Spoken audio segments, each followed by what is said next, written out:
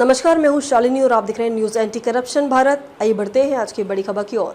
26 मई 2025 विकास भवन में बेसिक शिक्षा विभाग के कार्यक्रमों का लोकार्पण एवं शिलान्यास। आज जनपद मिर्जापुर के विकास भवन कार्यालय में बेसिक शिक्षा विभाग के महत्वपूर्ण कार्यक्रमों का लोकार्पण, शिलान्यास, शुभारंभ एवं प्रमाण पत्र एवं टैबलेसी वितरण का शुभारंभ मुख्यमंत्री योगी आदित्यनाथ के कर कमलों से प्रारंभ हुआ।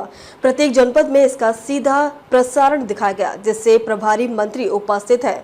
उसी क्रम में जनपद मिर्जापुर विकास भवन सभा का प्रभारी मंत्री नंद गोपाल नंदी की उपस्थिति में विधान परिषद सदस्य श्याम नारायण सिंह, विधायक गढ़ रमाशंकर पटेल, रत्नाकर मिश्रा, रिंकी कोल, सुचिस्मिता, नगर पालिका अध्यक्ष श्याम सुंदर केसरी, जिला पंचायत अध्यक्ष राजू कनौजिया, जिलाधिकारी प्रियंका निरंजन, मुख्य विकास अधिकारी विशाल कुमार ने उपस्थिति शिक्षकों को सम्मानित किया। विद्यालय में उत्कृष्ट कार्य निपुण लक्ष्य की प्राप्ति, आईसीटी लैब का स्थापना, स्मार्ट क्लास हेतु कंपोजिट विद्यालय, पीएम श्री कंपोजिट रानी कर्णावती श्री की प्रधानाध्यापक माधुरिमा तिवारी को उनकी विद्यालय के उत्कृष्ट कार्य हेतु सम्मानित किया गया। खंड शिक्षा अधिकारियों एवं जिले उत्कृष्ट कार्य करने वाले शिक्षकों को भी सम्मानित किया। जिला विशेष अधिकारी अनिल कुमार वर्मा पीपीटी के माध्यम से जिले में हो रही बेसिक शिक्षा विभाग की गतिविधियों को प्रस्तुत करके आए हुए सभी अतिथियों को का आभार प्रकट किया। मिर्जापुर से आशीष कुमार गुप्ता की रिपोर्ट।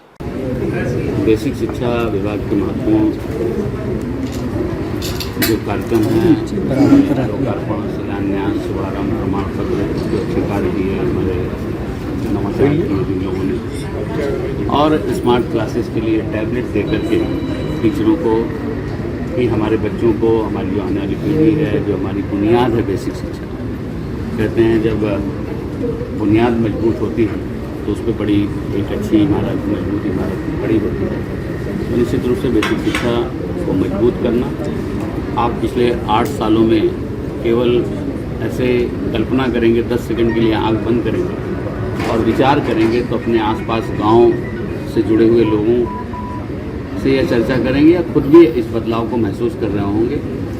मैं नहीं कहता कि एकदम 100% सही होगा, लेकिन हम सही करने की दिशा में तेज़ी से काम कर रहे हैं और मजबूत कदमों के साथ, ठोस कदमों के साथ तेज़ी से आगे बढ़ रहे हैं। ऑपरेशन कायाकल्प के माध्यम से बेसिक शिक्षा के स्कूलों को बेहतर किया गया है।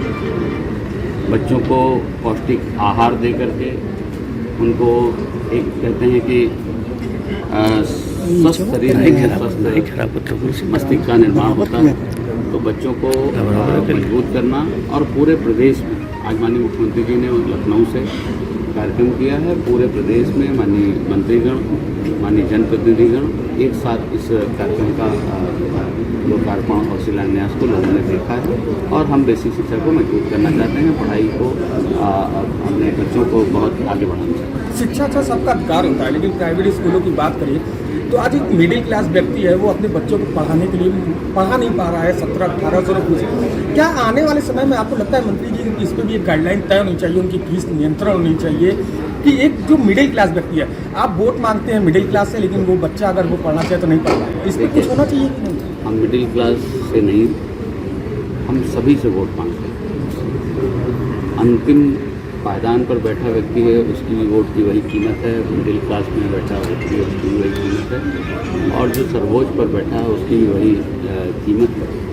तो वोट हम सबका साथ, सबका विकास और सबका विश्वास और सबका प्रयास सिर्फ नहीं है नारा, यह है उद्देश्य हमारा धरातल पर दिखाई दे रहा है, ये लोग महसूस कर रहे हैं। जो आप बता रहे हैं कि प्राइवेट स्कूलों में अनाप शनाप फीस है या अनाप शनाप लोग फीस मांगते हैं, ऐसी बातें लखनऊ में भी आई और हमारी सरकार इस पर विचार कर रही है, और विचार करके जो भी संभावित होगा, ये कुछ स्तरीय निर्णय है, उस पर जरूर निर्णय लिया जाएगा।